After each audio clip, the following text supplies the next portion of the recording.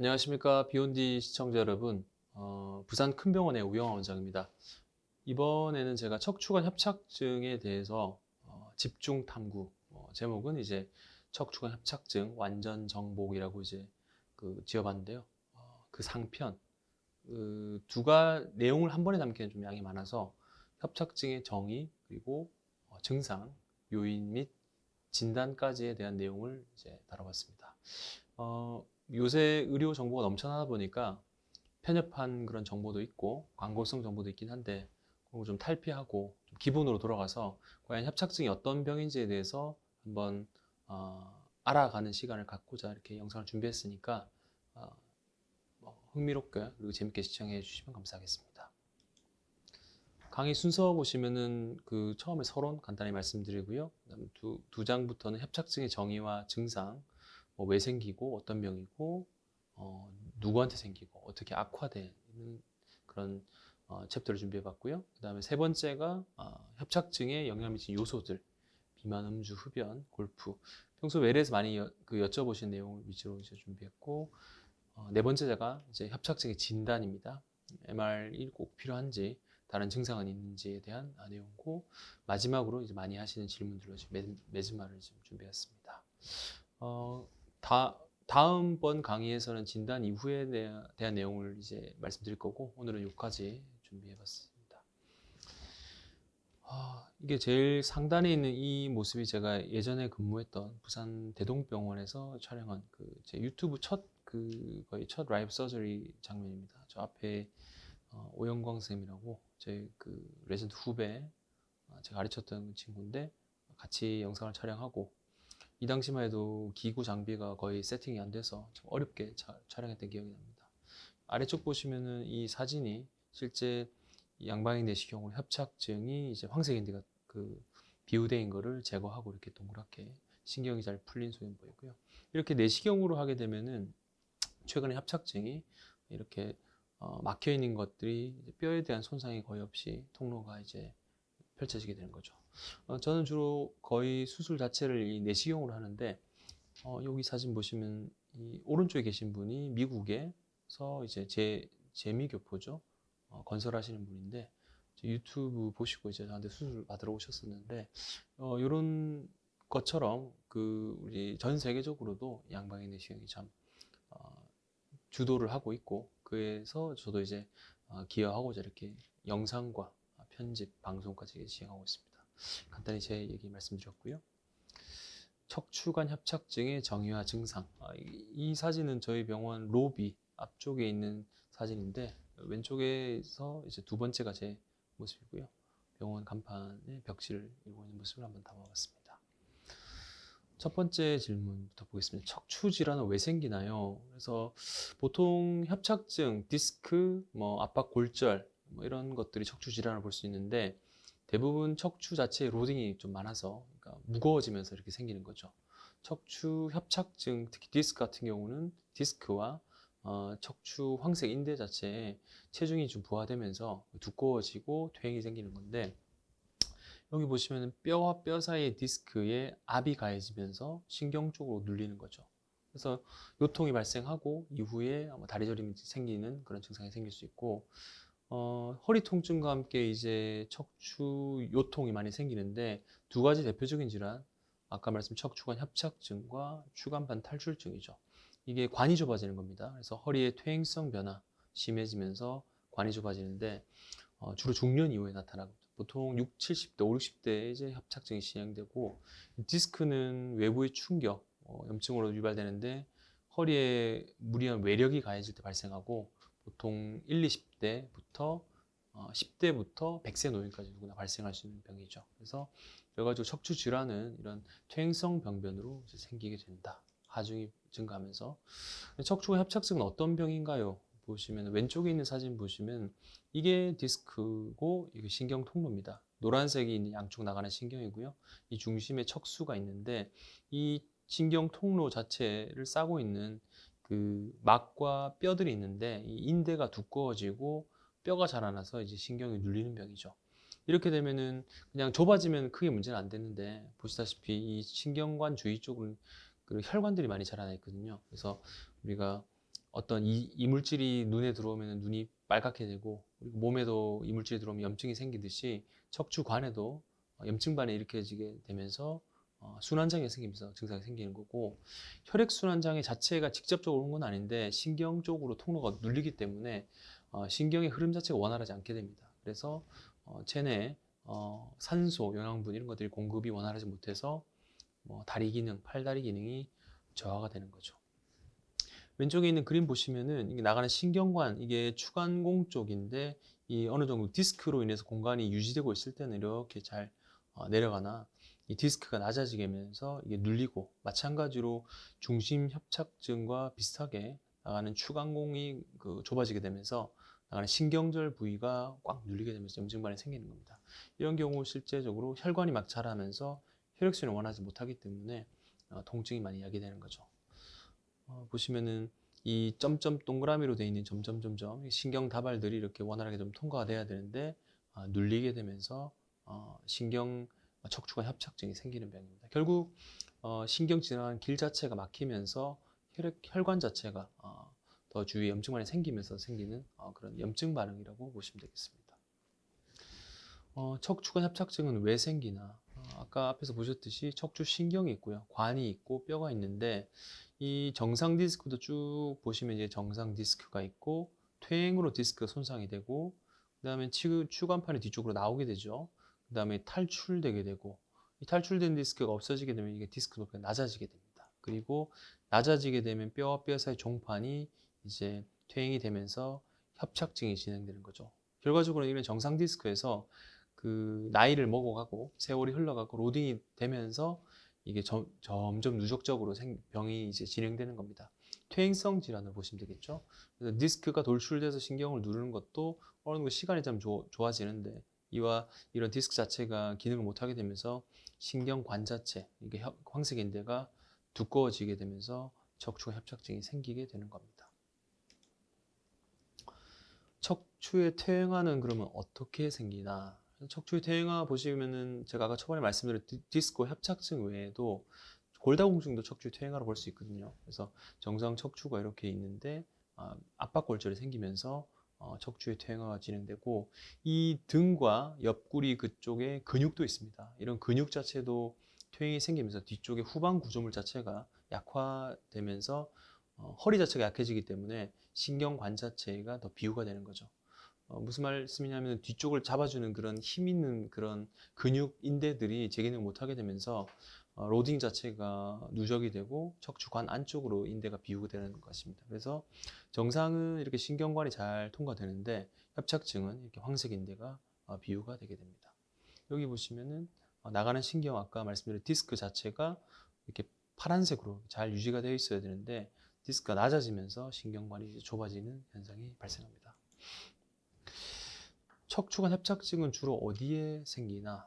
보시면 이제 우리가 숫자로 하면 7, 경추가 7개고 흉추가 12개고 요추가 5개입니다. 그래서 7, 12, 5, 7시, 12시, 5시 이렇게 암기를 하는데, 이 레벨 중에 제일 이제 흔하게 생기는 게 4, 5번이죠. 여기 보시면 4, 5번에 계단식으로 척추 전방 전해층이 되어 있는 그런 양상을 보시는데, 협착증은 주로 4, 5번 쪽에 많이 발생하게 됩니다. 이는 관절 가동 범위 자체가 4, 5번 레벨에서 제일 많이 이제 생기는 거고, 우리가 굽혔다 폈다 보시면 이제 섹션 앞으로 숙이고 뒤로 젖히고 좌우측으로 꺾고 그리고 돌리는 그런 움직임 자체가 4, 5번에 제일 많이 생기기 때문에 그런 거고, 그 레벨마다 이 증상이 달라지는데 S1이 천추 1번 신경일 경우 주로 뒤쪽, 5번 신경, 4, 5번일 경우 5번 신경 눌리는데 옆다리 쪽으로 해서 엄지발가락까지 이런 증상이 생기게 됩니다. 그래서 4, 5번 레벨이 제일 많이 생기고 3, 4번과 5, 6번 쪽도 순차적으로 이렇게 더 퇴행이 많이 생긴다고 볼 수 있겠습니다. 그렇다면 이 협착증은 어떤 사람에게 많이 생기는가? 지금 사진을 계속 많이 보여드렸는데 이게 동그라미로 까맣게 보이는 것이 척추관이 완전히 막혀 있는 소견이고요. 이게 다 뚫려 있는 소견인데, 일단 직업적으로는 보통 앉아서 장시간 일을 하는 그런 직업군의 회사원이나 일반 사무직에서 많이 생기고요. 이게 트랙터 사진을 가져왔는데 이 전동을 하는 그런 자체의 기구에 오래 앉아 있는 그런 직업을 가진 분, 운전을 하시는 분뿐만 아니고 전동 그 차를 많이 운행하시는 분들에게도 이런 협착증이 많이 생기게 됩니다. 특히나 이제 택배 일을 하시거나 허리를 자꾸 숙였다 폈다를 반복하시는 걸 많이 하시는 분들에게도 많이 생기고요. 그리고 아까 말씀드렸죠. 퇴행 자체는 비만 환자에게 많이 생기죠. 물론 60대 청춘 보면은 이런 책도 있는데 60대 청춘인데 이때부터 협착증이 많이 진행되는데 이게 10대, 20대부터 계속 누적적으로 생겼던 그런 것이 60대 증상을 보이는 거죠. 이와 더불어 나중에 또 설명을 드리겠지만 술, 담배를 많이 하시는 분들에게도 협착증이 생기고 여성 같은 경우는 폐경 이후에도 많이 생기고 선천적으로는 척추관이 좀 좁게 태어난 사람이 있습니다. 저는 뭐 그 안구 자체 눈의 크기도 사람마다 좀 다르듯이 척추관의 크기도 사람마다 좀 다른데 좁게 태어난 경우 그리고 이렇게 후종인대 고라증이 생기는 아시아 사람, 우리나라 일본 사람 위주로 많이 생기는데 이런 경우 협착증이 많이 생기게 되죠. 악화시키는 자세는 일단은 그 척추를 뒤로 젖히면 보통 협착증 환자들이 잘 못 버텨 합니다. 숙이면 좀 편안해 하는데 이게 자체는 뒤에 있는 황색인대가 비우됐기 때문이죠.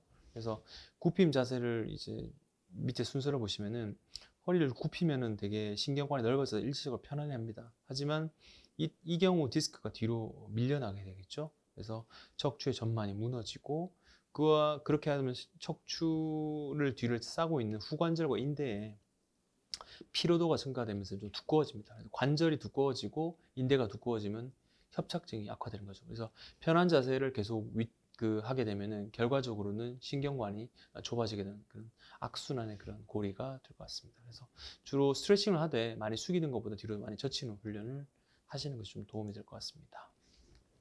협착증의 저림은 어떻게 나타나는가? 아까 보여드린 사진 자체가 혈관 자체가 많이 있는데 이거 자체가 염증 반응처럼 이렇게 압박되어서 증상이 생기는 건데 이게 제일 중요한 게 파행의 그런 두 가지. 제일 이제 정형외과 시험에서도 이제 시험 문제 많이 나온 내용인데 혈관성 파행과 이 신경성 파행, 협착증이라는 파행을 구별을 해야 됩니다. 그래서 혈관성 파행 같은 경우는 주로 이제 동맥의 질환인 경우인데 위치가 다리 근육 위에 국한되어 있고 협착증은 엉덩이 다리 쪽으로 내려가는 거고요. 이 통증 방향이 혈관성 같은 경우는 원위부 발끝에서 위로 올라옵니다. 대신 협착증은 위에서 밑으로 내려가는 경향이 많고요. 악화시키는 자세가 좀 감별 포인트인데 혈관성 파행 같은 경우 많이 걷게 되면은 다리가 터질 듯이 아파가지고 쉬어야 되고 자전거 타기 할 때도 힘들게 됩니다. 하지만 요추 협착증 같은 경우는 가만히 서 있는 자세 자체가 힘들게 되고요. 호전 같은 경우는 혈관성 파행은 그 보행을 하다가 제자리에 쓰면은 바로 이제 증상이 좋아지는데 협착증 같은 경우는 신경관이 좁아지는 거기 때문에 구부리는 자세를 통해서 이것이 이제 호전될 수 있게 됩니다. 저리는 것과 마비가 같이 나타나는가? 뭐 제가 처음 이 사진은 제가 외래에서 많이 보여드리는 건데 눌리는 신경에 따라 이렇게 증상이 보이는 양상이 다르거든요. 그러니까 빨간색이면 요추 1번 신경, 천추 1번 신경, 노란색은 이제 요추 5번 신경인데 이 신경마다 이렇게 다리 저림 증상이 다 나타나고 발바닥, 발끝 이런 식으로 아픈 부위가 다르게 나타나는 거죠. 이 마비 같은 경우는 근데 이 저림과 다르게 이 요추 4번 신경이 마비될 경우는 다리를 이제 무릎을 쳐서 그 무릎을 이제 펴는 힘 자체가 떨어지는 거고 요추 5번 같은 경우는 엄지발가락을 들어 올리고 발목을 들어 올리는 것 자체가 좀 제한이 되고 천추 1번 신경은 발목을 내리는 운동이 제한이 됩니다. 이렇게 저린 것과 마비가 같이 나타날 수도 있고 따로 무증상으로 나타날 경우 있으니 이거는 감별 포인트를 좀 찾아보시는 게 좋을 것 같습니다. 발바닥 같은 경우도 그 발바닥이 아파서 내원하시면 주로 관절 자체에 문제가 있는 경우로 생각하시는 경우가 있는데 허리에서 오는 경우가 좀 더 많이 차지하는 것 같습니다. 그래서 족부 통증 같은 경우도 척추에 이상이 없는지 확인해 보시는 것이 필요할 것 같습니다. 협착증과 디스크 증상의 차이 상당히 많이 다룬 내용들일 건데요. 간단히 보면은 허리 디스크는 허리를 보통 숙일 때 많이 아프고 협착증은 뒤로 젖힐 때 관이 좁아지니까 아프게 되는데 디스크 자체는 급격히 발병하고 강한 허리 통증 및 다리 통증이 생기고 비교적 빨리 회복됩니다. 하지만 협착증은 서서히 발생하고 은은하고 지속적인 다리 저림 및 마비가 느린 회복이 이제 생기는 거고 사진 보시면 디스크가 뒤로 눌리는 거고 신경관이 좁아지는 거죠. 그래서 이 두 개는 감별하는 게 좀 필요할 것 같습니다. 저는 통증이 거의 없는데 협착이라고 합니다. 맞나요? 라고 얘기하셔서 이렇게 내용을 하신 분들 많은데, 일단 사진 보시면은 이게 뼈 사이에 엑스레이를 나타난 거죠. 척추의 높이고 디스크의 높이, 신경관의 높이 이런 걸 다 체크해야 되고, MR 찍어보면 나가는 신경 자체가 이렇게 눌려있는 소견이 보이죠. 추간공 탈출증이죠. 그리고 이게 척추 분리증. 그 분리증이 있어도 나가는 MR상 보면 신경이 완전히 다 막혀 있지는 않은 소견이 보이고, 디스크가 다 닳아서 없어져 보이는 것 같지만 MR 찍어보면은 또 신경은 괜찮은 경우도 있습니다. 엑스레이상은 이렇게 디스크가 좁아져가지고 뭔가 문제가 있을 거라 판단될 수 있지만, 이렇게 디스크 자체가 신경을 누른 경우는 있고, 혹자들은 이렇게 협착증이 같이 있는 경우가 있습니다. 그래서 통증이 없는 협착이라는 건 보통 엑스레이로 판단을 이제 받으시고 통증의학과에서 얘기하신 분들이 있는데, 정확한 진단을 MR을 찍어서 확실하게 보는 것이 이제 정확한 진단입니다. 협착증에 영향을 미치는 요소들이라는 내용으로 이제 또 다음 주제 알아보도록 하겠습니다. 이거는 제가 밀양에서 척추 내시경 발표했던 그런 사실입니다. 비만은 협착증에 영향을 미치나요? 답변은 yes. 예, 비만은 협착증에 영향을 미치죠. 이게 비만한 그 환자들은 이 염증과 이런 지방 조직으로 인해서 진행이 더 되게 됩니다. 그래서 뼈 사이에 이 섬유륜이 닳게 되고 부하가 생기면서 척추관 자체가 좁아지게 되는 거죠. 그래서 일반 사람에 비해서 척추관 협착증이 더 많이 생길 가능성이 높은 그런 케이스입니다. 두 번째, 음주는 협착증에 영향을 미치나요? 술 마시고 다음날 허리가 더 아픈 사람들이 있죠. 그래서 그분들은 왜 음주하면 더 허리가 더 아픈지 여쭤보시는데, 과정 보시면 알코올 분해 과정에서 근육과 인대에 공급되어야 할 단백질이 알코올 분해를 위해서 사용돼서 근육이 감소하게 됩니다. 당연히 이제 근 감소로 인해서 요통이 생길 수 있고요. 더불어 영양 공급 문제가 있는데, 아세트알데히드라는 그런 독성 물질이 혈액에 쌓여서 척추로 가는 영양 공급 자체가 부족하게 됩니다. 그리고 아까 말씀드렸지만 과체중, 안주를 많이 먹게 되죠. 그러면 과체중으로 척추 퇴행을 유발하기 때문에 장기적으로 허리 협착증에 영향을 많이 미친다고 볼 수 있겠습니다. 흡연은 협착증에 영향을 미치나요? 여기 그 포스터는 탈모, 그러니까 이게 피부과에서 내건 그런 포스터인데, 흡연으로 해서 이제 두피 혈액순환 악화돼서 혈류 진행, 니코틴이 혈류 진행 방해해서 두피 영양분이 떨어져서 탈모가 된다라고 이제 얘기하고 있는데, 결과적으로 협착증, 모든 심근경색, 뇌경색, 그리고 폐경색, 또 동맥경화 이런 것도 다 담배로 인한 그런 가능성이 많이 높아지죠. 그래서 흡연 자체가 혈관수를 34% 정도 줄여가면서 이를 통해 근손상이 일으켜진다. 왜냐하면 이제 혈관수가 줄어들게 되면은 영양소를 공급해주는 그런 것이 줄어들기 때문에 당연히 근육에 손상이 발생할 수밖에 없습니다. 그래서 담배에서 일산화탄소와 니코틴 자체가 혈액순환을 방해하고, 이로 인해서 디스크 안쪽에 영양 공급이 안 되기 때문에 당연히 디스크 수액이 빠지면서 딱딱해지고 탈출, 그러면 통증이 발생하게 되는 거죠. 그래서 이 자체는 흡연으로 해서 디스크뿐만 아니라 협착증에 영향을 줄 수 있고, 더불어 활성산소라는 게 있는데, 이게 활성산소가 노화에 이제 주로 원인이 된다고 얘기하고 있죠. 그래서 항노화 의학을 다루는 분들은 이 활성산소를 줄이는 약도 처방하고 있긴 한데, 이런 활성산소를 발생하기 때문에 담배 자체가 스트레스뿐만 아니고 척추 퇴행의 요인이 된다고 볼 수 있겠습니다. 골프입니다. 골프가 아니고 골프는 협착증에 영향을 미치나요? 저는 1년에 라운딩을 거의 한 2, 3회, 3, 4회 필드를 이제 가끔 나가고 잘 못 치기도 하지만 허리가 이렇게 좋지는 않아서 잘 안 나가는데, 골프는 제가 직접 해보니까 너무 허리에는 좀 안 좋은 것 같습니다. 골프 애호가들은 이렇게 필드를 거닐면서 유산소 운동도 되고 걷기 운동도 되니까 참 좋다라고 하는데, 일단 여기 보시면 스윙 메커니즘 자체가 다리 쪽은 그대로 유지하면서 허리를 돌리면서 이런 마치 스크루 돌리듯이 이렇게 스퀴징하는 그런 로테이션 운동이기 때문에 허리 자체에 무리가 갈 수밖에 없습니다. 그리고 제 유튜브 영상에도 많이 다뤘지만 타이거 우즈, 종합병동이죠. 어깨도 아프고 목도 아프고 허리는 수술을 4번 했으면 4번 유압술까지 하고, 최근에 더 심해져서 디스크 제거 이후에 또 이어스를 했는데, 그만큼 허리 자체는 골프가 상당히 안 좋은 운동이고, 왼쪽 무릎, 발, 아킬레스건, 어찌 보면 이제 정형외과에서는 좀 피해야 될 운동으로 볼 수 있겠습니다. 허리 디스크 자체가 백스윙 시 골반은 그대로 있고 회전하면서 다운스윙하면서 허리에 엄청난 체중의 8배 이상 압력을 높이기 때문에 당연히 디스크 및 협착증에 영향을 미치는 것 같습니다. 골프 애호가들은 좀 반발할 수 있는데 어쨌건 허리에는 좋지 않은 것 같습니다. 기온이나 날씨에 따른 악화가 되는가요? 당연히 이제 그 일기예보처럼 얘기하시는 분도 있죠. 아, 오늘은 뭐 아프다, 무릎이 아픈 거면 비가 올려나 보다. 근데 비 오는 날 허리 통증이 원인이 이제 기온과 습도의 영향 때문입니다.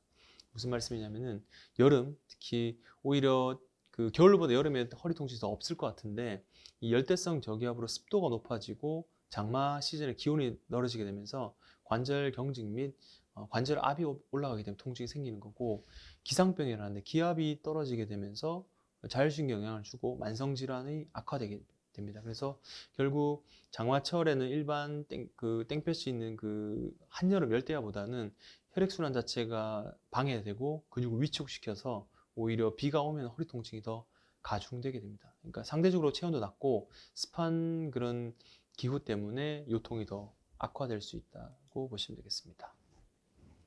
스트레스가 협착증을 악화시키나요? 만병의 근원이죠, 스트레스. 그래서 스트레스가 면역력을 무너뜨린다, 뭐 이런 질문도 얘기했는데, 결과적으로는 이 스트레스로 인해서 뇌에 들어가는 혈류가 늘고 자율신경이 이제 실조되면서 말초로 가는 혈액 자체가 줄어들게 된 거죠. 그래서 피가 주로 이제 뇌 쪽으로 신경을 많이 쓰다 보니까 말초 혈관 쪽으로 피가 안 가다 보니까 당연히 척추에도 그 혈류가 좀 제한되게 되고, 이로 인해서 통증이 유발되고, 더불어서 스트레스 호르몬인 코티솔 수치가 높아지면서 요통이 더 생기게 됩니다. 당뇨나 고혈압이 영향을 미치나요? 많이 여쭤보시는데 절반은 맞고 절반은 틀리죠. 고혈압은 증상은 직접적으로 협착증을 악화시키지는 않습니다. 그래서 이 병 자체로 물론 혈압약을 드시면은 조절되고 그런 다른 질병들이 생길 수 있긴 한데, 하지만 척추관 협착증에 대해서는 악화시키지 않고, 단 당뇨병은 말단의 혈액순환을 저하시키기 때문에 혈관 탄력도 줄여주고요. 그래서 협착증이 더 악화됨으로써 운동이 부족하게 되고 혈당이 조절 안 되면서 좀 악순환이 되는 거죠. 당뇨병 자체는 척추관 협착증에 영향을 미친다고 보시면 되겠습니다. 그리고 전이증, 분리증, 디스크가 같이 있는 경우, 이런 경우는 뭐 최악이라 볼 수 있는데, 제가 이런 경우가 좀 꽤 있습니다. 정상적인 상태에서 불리증이 있게 되면은 초반에는 괜찮은데 세월의 흔적이 좀 진행되면서 척추가 밀리게 되고요. 전방 전이증이 생기게 되면서 추간공도 합착증이 생기고 중심 협착증도 생기게 됩니다. 밑에 사진 보시면은 중심 협착만 좀 있다가 척추관이 좁아지고 아예 허리가 삐뚤어진 소변까지 되는 거죠. 결과적으로 이렇게 척추관 자체가 분리증이 있게 되면은 스트레스가 가해지게 되면서 디스크도 생길 수 있고 전방전이증 생기면서 추간공 협착증도 같이 생기게 되는 겁니다. 이런 경우는 수술이 일반 단순 감마술보다는 좀 큰 수술로 가야 될 가능성이 높아지게 됩니다. 골다공증으로 협착증이 심해지는가요? 아까 척추 퇴행하에 보시면 골다공증 제가 말씀 살짝 드렸는데, 이 골다공증 자체가 뼈가 있는데 그 안에 공기가 차 있는 거죠. 그래서 그 척추의 고령 환자보다 폐경기 이후 여성 그리고 70세 이상 남성에게는 꽤 많이 보이는 그런 병인데, 이 사진 보시면은 뼈가 내려앉으면서 신경을 뒤로 눌리고 있는 상태가 됩니다. 그래서 결과적으로 이렇게 압박골절만 생긴다면은 문제가 안 생기는데, 이렇게 신경을 누르는 경우는 협착이 더 심해지는 거죠. 그래서 뼈의 밀도가 이제 낮아짐으로써 그 뼈 자체가 견디는 힘이 좀 적어지기 때문에 주변으로 이를 분산시키는 거죠. 결국 체중이 많이 나가게 되면 이를 분산되듯이 디스크와 인대가 체중을 더 견뎌내야 되고, 그러면서 디스크와 인대가 퇴행하는 디스크 자체는 수액이 탈출되면서 가라앉게 되는 거고, 인대의 퇴행하는 두꺼워지게 되는 거죠. 그래서 골다공증으로 척추관 협착증이 더 심해지게 됩니다. 마지막 장 협착증의 진단 챕터입니다. 이 사진은 제가 대만에서 제 내시경 수술을 보러 대만의 MIS 대가가 이제 촬영해 준 그런 사진인데요. 한 5년 전 정도 사진으로 기록됩니다. 그리고 이거는 제가 개원했을 때 찍은 사진입니다. 협착증의 진단을 위해서 어디로 가야 되는가요?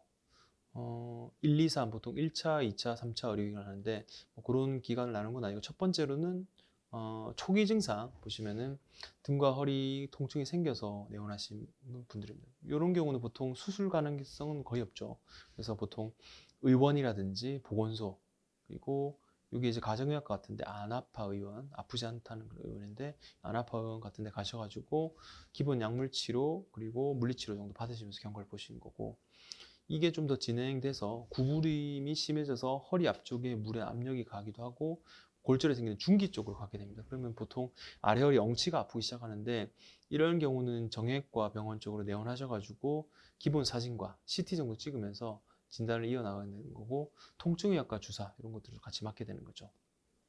하지만 이런 치료에도 효과가 없고 말기로 보면 조금만 걸어도 다리가 터질 것 같은 증상이 나타나면은 말기로 보시면 되겠습니다. 이럴 경우는 척추관절 전문병원이나 좀 더 큰 대학병원 쪽으로 가게 되는데 보통 초기에서 대부분 잡히는데 한 5%에서 10% 정도는 2, 3단계를 2단계를 거쳐도 호전이 안 되는 경우가 있어서 결국은 수술적인 치료로 가는 경우가 많습니다. 그래서 그런 경우는 척추 전문병원이나 대학으로 방문하게 되는데 본인의 증상에 맞춰가지고 초기 증상이면 좀 가까운 병원에서 치료하셔도 되고 증상이 좀 그 초기 병원 안 된다 싶으면은 이제 정형외과 병원 쪽으로 옮기시고 관절 척추 병원으로 이동하시면 될 것 같습니다. 엑스레이로 협착 진단이 가능한가요? 여기 엑스레이는 뼈를 위주로 보는 검사입니다. 그래서 이게 5번 뼈고 4번, 3번, 2번, 1번 뼈 사이 디스크가 이렇게 있죠. 그래서 이 디스크의 위치 및 추간공 위치는 그냥 검은 음영으로 보입니다. 그리고 이게 3번, 4번 사이 디스크가 없는 그리고 퇴행성 병변이 생긴 건데 이런 엑스레이 가지고는 협착증을 정확하게 진단하는 건 아니고 의심을 해볼 수 있습니다. 추간공이 좁아졌구나. 신경관이 좁아져 있을 것 같구나 라고 의심을 해볼 수 있는 거죠. 여기서 엑스레이 보면 이제 5번과 1007번의 디스크가 좀 낮아져서 이쪽이 뭔가 안 좋아 보인다. CT 찍어보면 퇴행이 있어 보이는데 안 좋아 보이는데 막상 MR 찍어보면은 디스크 퇴행은 좀 있으나 실질적으로 협착이나 그런 다른 문제는 없는 걸로 판단이 됩니다. 그래서 결과적으로는 가장 그 정확한 진단은 MRI를 통해서 척추 디스크 퇴행 및 협착증의 정도로 볼 수 있는 거고 엑스레이 가지고는 뭐 전이증 그리고 뼈의 디스크가 낮아진 그런 것들을 체크해 볼 수 있는데 CT, MR을 이제 비교해 보면은 CT는 한 2, 3분 정도면 검사할 수 있고 MRI는 한 20분 이상 들어가야 되는데 보면 검사 영역 주로 골절을 보거나 장기 질환을 볼 때는 이제 CT를 찍고 근육과 인대, 신경 등을 디스크를 보려면 MRI를 촬영해보고 해봐야 하고 이게 특징적인 거는 뭐 해부학적 구조는 CT를 통해서 잘 알 수 있으나 이런 방사선 피해가 없이 병리학적 구조까지 용이하게 볼 수 있는 건 MR로 이제 보시면 되겠습니다. 이어서 MRI를 꼭 찍어야 하나요? 뭐 제 외래 방문해 준 환자분들이 이게 초기 증상으로 오신 분들은 대부분 촬영을 하지 않고요. 타원에서 MRI 가지고 오시고 3개월 이내에 촬영분이 있는 환자분들은 추가로 찍진 않으나 증상이 새로 발현되었거나 찍은 지 오래되었거나 그리고 엑스레이만 진단하고 주사 이후에 호전 없는 환자들은 대부분 촬영을 해보는데요. 왜 찍느냐 궁금해 하시는데 여기 보시면 극심한 요통, 하지방사통의 원인 보시면은 파란색, 초록색으로 되어 있는 게 척추관 협착증이죠. 58%. 대부분 이제 협착증이 60% 정도 되고요. 24%는 25%죠. 추간막 탈출증. 그리고 13%가 퇴행성 관절, 후관절의 퇴행성 관절입니다. 결국 하지방사통 요통의 원인에 거의 뭐 90%, 95% 이상이 척추관 협착증과 디스크로 인한 것입니다. 그래서 척추 협착증 환자의 통증 원인을 보는 게 중심 협착, 추간 협착증 나뉘는데 결과적으로 이렇게 다리 통증에 있는 환자의 대부분이 척추관 협착증 및 디스크 환자들이고 그렇기 때문에 신경을 제대로 보려면 MRI를 찍어봐야 진단이 정확하게 되는 거죠. 그 외에 이걸로 진단했을 때 이상이 없는 경우는 이제 혈관 쪽으로 진단해봐야 되는 거고 그건 이제 혈관 조형 CT가 있으니 그건 촬영해 보시면 될 것 같고 결과적으로는 이제 제일 대부분의 그 하지방사통, 요통의 원인을 차지하는 협착증 및 디스크 보려면 MRI 찍어야 되고 아까 방금 말씀드린 조영제를 넣은 그 CT 이게 안지오 CT라고 하는데 이런 걸 촬영해야 이제 말초 혈관 및 동맥과 정맥 쪽에 순환장애 이런 걸 체크해 볼 수 있고, 이런 것들도 그 체크해봤을 때 진단이 안 났다 그러면 이제 한 2, 3%, 1, 2% 정도 되는 말초신경부양증을 좀 의심해 볼 수 있는, 이거는 근전도 검사, 이게 근전도 검사라는 모습인데 근전도 검사를 통해서 진단해 볼 수 있습니다. 위에 보시는 이게 안지오 CT, 밑에는 MRI인데, 그러니까 MR과 안지오 CT 및 일반 CT 그리고 근전도 검사를 통하면 대부분 하지 방사통 환자의 99.9% 이상을 감별해낼 수 있는 겁니다. 간헐적 파행은 어떤 증상인가요? 이 사진 보시면 걸어가시다가 다리가 너무 터질 것 같아서 허리를 숙이고 쉬었다가 다시 가는 그런 관계죠. 그래서 이 간헐적 파행, 왜 이런 증상이 생기나? 이게 허리를 세우면 신경관이 이제 뒤협착증 좁아지게 되는 거죠. 그래서 다리를 이제 걷다가 다리 증 생겨가지고 허리를 숙여서 공간을 넓혀줘서 증상 완화 이후에 걷는 건데, 이게 파행 자체가 신경성 파행 같은 경우는 당연히 척추협착증인 거고, 여기 보시면 말초 쪽에 혈관들이 다 이제 끊어지게 대동맥, 하지동맥 쪽에 동맥경화로 해서 혈관이 막혀 있는 건데요. 아까 잠깐 언급드렸던 신경인성 파행과 혈관성 파행의 구분점을 이제 찾는 겁니다. 그래서 파행 자체가 이게 척추로 인한 파행인지 그리고 혈관으로 인한 파행인지 감별하는 게 필요하고, 아까 없었던 내용 중에 이제 하지 피부정, 그러니까 다리 쪽에 피부가 정상이면은 신경성 파행, 혈관 쪽은 모발 소실 이런 것들도 생기고, 뭐 위치나 쥐나는 증상 이런 것들도 이제 비교해 보시면 도움이 되실 것 같습니다. 한번 읽어드리면, 신경인성 파행은 근위부에서 원위부, 혈관성 파행은 종아리에서 근위부, 그리고 날카롭고 쑤신 것이 협착증 증상이고요. 쥐가 나온 경련성 있는 게 혈관성이고, 아까 숙일 때 괜찮아진다고 했죠.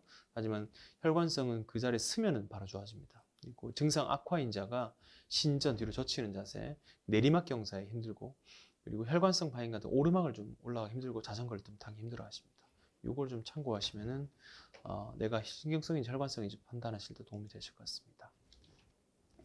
협착증은 증상으로도 진단이 가능한가요? 그래서 지금 협착증에 대해서 계속 말씀드리고 있는데 이게 관이 좁아지는 거죠. 근데 협착증은 디스크와 다르게 이런 자가 테스트로 진단이 조금 어려울 수 있습니다. 보시면은 이 한쪽 다리에 올렸을 때 30에서 70도 정도의 다리 저림이 있다 하면 이 SLR 테스트를 하는데, 이런 게 있고 허리 숙였을 때 아프면은 이게 디스크로 인한 증상을 볼 수 있는데, 협착증 같은 경우는 일시적으로 좀 젖히면 좀 우리하고 엉덩이 쪽으로 다리에 저린다 이 정도만 로 판단할 수 있기 때문에 조금 특이적인 그런 증상 자체가, 그 테스트 자체가 없고요. 하지만 그 두 가지를 좀 비교해 보면 협착증 같은 경우는 바닥에 누우면 불편감을 느끼고, 그 디스크 같은 경우는 바닥에 누우면 편안함을 좀 느끼게 되는 거죠. 그리고 아까 말씀드린 다리를 들어 올리는 것 자체가 디스크 환자들은 힘들고 협착증은 상관이 없고요. 허리 통증은 앉을 때 허리가 좀 심해지고, 디스크 환자들은 협착증은 앉을 때는 별로 통증 없는데 걸음을 걸으려고 할 때 통증이 좀 심해집니다. 다리 증상 같은 경우는 뚜렷한 저린 증상이 있고, 협착증은 뚜렷한 저린 증상이 없으면서 좀 시리면서 애린다 이런 표현을 많이 하시죠. 협착증의 조기 진단이 가능한가요? 척추 협착증은 조기 진단을 위해서 특징을 좀 알아놓으셔야 되는데, 아까 살짝 말씀드렸지만 허리와 다리 통증이 있고 걷기가 어렵고 쉬었다 가야 되고 100m를 쉬지 않고는 걷기 힘들어지고 점점 몸이 숙여지는 겁니다. 관을 좀 넓혀야 되기 때문에. 그래서 일직선으로 똑바로 걷지 못하는 경우도 있고, 발끝이 저리어서 수면 장애도 생기는 경우가 있습니다. 이런 경우는 협착증을 조기 진단을 해볼 수 있습니다. 근데 발끝이 저린 거 외에 다리를 좀 털고 일어나야 된다, 뭐 이런 식으로 밤에 걸어야 좋아진다는 것은 하지불안 증후군 가능성이 있기 때문에 이거에 대해서 감별을 좀 하는 것이 필요할 것 같습니다. 허리는 아프지 않고 다리만 저린데 협착증인가요? 다리만 아픈데 협착증인가요? 아까 보여드린 사진과 좀 다르게 이게 우리가 피부의 표재신경 문제를 나눈 그림인데, 척추 레벨마다 이 아픈 부위들이 다 나눠져 있습니다. 그래서 협착증이 나는 허리 안 아프기 때문에 협착증이 아니다, 나는 그냥 관절 문제다라고 판단하기에는 이런 그림에 보듯이 밑으로 내려가는 그 증상 자체가 많이 있습니다. 그래서 발바닥만 저린 분도 있고 정강이 뒤쪽, 오금쟁이만 아픈 분도 있거든요. 그래서 이게 관절 자체의 문제 가능성도 있을 수 있지만 대부분에서 허리에서 오는 경우이기 때문에, 허리가 아프지 않다고 해서 협착증이 아니라는 게 아니고, 다리 증상이 생긴다면 그거에 대해서 감별할 수 있는 그런 포인트를 찾는 것이 필요할 것 같고, 다리만 아프거나 저리거나 하면 협착증 가능성도 충분히 있습니다. 처음부터 대학병원에 가는 것이 좋을까요? 저희 병원 근처에도 이제 그 부산 인제대 백병원 생각이 안 백병원이 있는데 병원이 상당히 그 지역사회에 공헌을 많이 하고 있습니다. 그래서 대신 전문의 진료를 받는데 걸리는 시간이 좀 길겠죠. 교수님들 찾아뵙기가 외래 타임도 짧고 그래서 시간이 좀 많이 걸리고 그리고 MRI 검사를 잡을 때도 환자들이 많기 때문에 조금 시간이 많이 걸립니다. 그리고 탁과 문제가 의심스러울 때는 협진을 하면서 보는데 같은 과 내에서 협진을 보기도 외래 날짜 잡기가 좀 다르고 다른 과 같은 경우는 좀 더 많이 걸리게 되겠죠. 그래서 경증일 경우 특히나 수술이 필요 없고 아주 심플한 경우에 이런 질환으로 대학병원을 방문하게 된다면은 환자는 시간적 그리고 경제적으로 손실이 좀 큰 것 같습니다. 처음부터 그래서 대학병원 가는 것보다는 아까 말씀드린 1, 2, 3단계 단계 밟아가시는 것이 필요할 것 같습니다. MRI로 후종인대 고라증을 진단받았습니다. 후종인대 고라증 그 아까 제가 처음에 말씀드린 그 협착증의 인자 중에 하나인데 이 후종인대 고라증 자체는 증상이 좀 다릅니다. 목에서 많이 생기는데 여기 밑에 보시면은 뼈 사이에 디스크가 있고 그 위에 후종인대라고 있는데 이 자체가 고라된 게 후종인대 고라증입니다. 선천적으로는 원래 좀 신경관이 좀 좁아지는 경우도 있고 동아시아에서는 이제 발병률이 좀 많이 생기는데 후천적으로는 이제 작업을 많이 하셔서 생기는 경우 있고요. 증상 보면 여기 조금 약 보행장애 그리고 사지마비, 팔다리 근육장애도 있고 이게 좀 포인트인데 손의 젓가락질 그리고 글쓰기 단추가 잘 안 잠겨지는 경우가 있습니다. 그리고 심한 경우 배변장애 있을 수 있고요. 그래서 협착증으로 인한 증상도 있겠지만 이런 고라증으로 인해서 증상이 생길 수 있으니까 요거에 대해서는 감별을 하시는 게 좀 필요할 것 같습니다. 강의는 여기까지 이제 진행됐습니다. 이제 나머지 마지막에 자주 하시는 질문 4가지 설명하고 마치도록 하겠습니다. 첫 번째 질문입니다. 척추관 협착증을 약이나 주사로 오랫동안 지켜보고 수술을 피하고 싶은데 가능할까요? 일단은 저는 판단 기준 자체가 제일 정확한 게 내 허리가 어느 정도 되는지 확인하는 게 필요할 것 같습니다. 무조건 증상으로 이게 약이나 주사로 무조건 수술을 피하는 게 최고다라고 생각하는 것보다는 내가 MR을 찍어서 척추관 협착증이 많이 심하지 않다. 근데 증상은 좀 심하다. 그러면 주사나 약물 치료로 호전될 수 있고요. 척추관 협착증이 MR상 꽉 막혀 있는데 증상이 경미하다. 그런 경우는 당연히 수술이 필요 없는데 증상이 발현될 가능성이 높기 때문에 주의를 요하고 약물 치료로 끌어가는 게 필요할 것 같아요. 그래서 무조건 내가 10m도 못 걷고 쉬었다 가야 되고 MR상 찍어보진 않았는데 나 무조건 수술 안 하겠다. 그러면 신경 자체가 노화가 되고 결과적으로는 신경이 눌리게 되면 다리의 근육 자체도 빠지는 경우가 많거든요. 그래서 나중에는 안진뱅이라는 표현 좀 그렇고 잘 걸음을 걷지를 못하게 됩니다. 나이가 들수록. 그래서 집에서 생활할 수밖에 없는 그런 시기에 올 수 있기 때문에 과연 이 질환 자체가 협착증이 맞는지 그리고 협착이 맞다면 어느 정도 되는지 혹시 협착증이 아니면 다른 병이 어떤 거 있는지 확실하게 진단을 받고 거기에 맞춰서 치료하시는 것이 좋을 것 같습니다. 두 번째, 협착증이라고 어느 병원은 수술할 필요가 없다고 하고 어느 병원은 인대만 제거하면 된다고 하고 어느 병원은 고정까지 해야 한다는데 어디가 맞는 말인 건가요? 일단 환자분들이 오면은 수술을 해야 될지 말아야 될지 가장 고민인데 제 기준상 그리고 저희 의사님 기준상은 일단은 환자가 잘 걷느냐 잘 못 걷느냐가 제일 중요한 것 같습니다. MRI 소견이 중요한 게 아니고 디스크가 아무리 거대 탈출을 되더라도 내가 마비가 없고 잘 걷고 통증이 별로 심하지 않으면 수술을 하지 않을 거고요. 협착증도 엄청 심하다, 꽉 막혀 있다 MRI상, 그리고 삐뚤어져 있다. 하지만 원활하게 잘 걷는다. 신경이 더 그 길이 적응을 하면서 잘 걸어 다닌다면은 굳이 무리해서 수술할 필요가 없습니다. 대신 증상이 있는 경우가 이제 문제인데요. 증상이 없다면은 당연히 지켜보는 건데 있는 경우는 이게 과연 고정을 할지 감압을 할지 아니면은 수술을 안 해야 될지를 나뉘어 볼 수 있는데 걸어 다니지 못하면은 수술을 고민을 해야 될 수 있습니다. 못 걸어 다니는데 수술 안 하고 버티면은 제가 볼 때 나중에는 더 못 걸어질 가능성이 높고요. 수술한다면 최소한 하는 게 좋을 것 같은데 이게 척추에 나사못을 박느냐 아니면 감압을 하느냐 그 차이인데 나사못을 박는 경우는 심평원 기준으로 보면 이제 나가는 신경 추간공이 막혀 있고 중심관이 막혀 있는 꽉 막힌 그런 케이스 그리고 더불어 전이증이 좀 동반이 되는 경우는 인공 디스크를 삽입해서 감압을 확실하게 해주는 게 좀 필요할 것 같고 그게 이제 나사못 고정이고요. 하지만 추간공이 편측으로만 막혀 있고 중심만 막혀 있으면은 내시경이나 현미경이나 감압만 해도 증상 호전을 볼 수 있습니다. 그래서 결과적으로는 허리는 손을 최소한으로 대는 게 저는 좋다고 생각하는데 그게 고정이 필요한 경우도 있습니다. 하지만 그거도 이제 내시경이나 뭐 좀 최소 침습적으로 하게 되면 경과가 좀 더 좋을 수 있겠죠. 그래서 고정이 필요한 경우와 필요하지 않은 경우를 잘 구분하셔가지고 방법은 최근에 그 재활이 좀 빨리 할 수 있는 그런 최소 침수적인 방법으로 수술을 하는 것이 좋을 것 같습니다. 세 번째입니다. 척추에 좋은 약이나 음식이 있다면 추천해 주세요. 저는 척추 환자와 끌고 갈 때 마지막에 모든 증상이 다 끝났을 때 환자에게 영양소 같은 약을 처분을 해드립니다. 이제 그 비타민 B12와 마비 있는 환자들은 이제 둘록세틴을 처방해드리고요. 그리고 혈액순환 개선제로 혈관 뭐 오포할몬 계통, 리마프로스 계통의 약을 처방하긴 하는데 이런 약 자체는 척추 협착증이 있건 없건 결과적으로 이 협착증이라는 게 퇴행으로 인한 것이기 때문에 유지해 줄 수 있는 약이라고 볼 수 있고 마비를 회복시켜 줄 수 있는 약이라고 볼 수 있습니다. 그래서 소염제, 진통제를 계속 먹는 것보다는 이런 유지해 주는 약을 드시면서 경과를 관찰하는 게 좀 필요할 것 같고요. 음식이 있다면 당연히 육식보다는 좀 채식을 많이 하고 체중도 하는 게 좀 필요한데 너무 많은 그 음식을 가리는 것보다는 골고루 영양 섭취를 잘 하시는 것이 좋을 것 같습니다.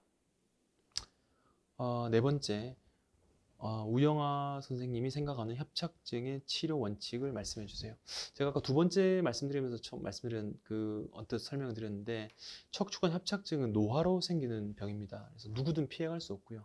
저도 협착증이 있거든요. 그래서 이게 제일 중요한 게 증상입니다. 내가 과연 다리저림이 심한지, 허리만 아픈지, 증상이 없는지, 잘 못 걷는지 그게 중요하고 그 이후에는 그 증상이 심한 경우는 약물 치료, 주사 치료, 물리치료 호전이 안 될 경우는 진단을 정확하게 하는 것이 필요합니다. 이게 MRI든 안지오 CT든 뭐 근전도든 확실하게 이 다리저림과 요통의 원인을 찾는 것이 필요하고요. 그 다음에는 치료 결정하는데 경증 같은 경우는 제가 볼 때는 주사, 물리치료도 충분히 호전 볼 수 있고 잘 걷지만 증상이 조금 더 안 좋으신 분들은 뭐 시술 정도, 뭐 신경성술 그 이후는 필요 없을 것 같고 신경성술 정도 시행해 볼 수 있고 그걸로 호전이 안 된 경우는 내시경, 저는 양방향 내시경 위주로 하는데 내시경 치료를 하시게 된다면은 좀 더 빨리 일상으로 복귀하실 수 있을 것 같습니다. 맺은 말입니다. 제가 이게 오늘로 보면 비욘디 5회차 이 방송인데 이번엔 척추 협착증의 완전 정복이라는 주제로 상편을 준비해봤습니다. 나름 척추관 그 협착증에 대해서는 치료에 자신 있다고 얘기하고 있지만 아직도 열심히 공부하고 있는 단계에 있고요. 대신 이 내시경 자체로 인해서 여러분들에게 도움을 좀 드리고 있는 상태입니다. 이와 관련해서 척추 환자가 가장 알고 싶은 탑 33이란 책도 주로 양방향 내시경 위주 책인데 시술과 책도 했고 이제 저희 우영아 TV 및 부산 큰 TV를 통해서 여러분들과 소통하고 있는 상태입니다. 그래서 제 유튜브 채널과 우리 병원 채널 그리고 저희 책을 구매해서 읽어주신다면은 저와 좀 더 소통할 때 좀 도움이 되실 것 같습니다. 이번 영상도 시청해주셔서 감사하고요. 다음 주제는 협착증의 완전 정복 하편 다음에 또 인사드리도록 하겠습니다. 감사합니다.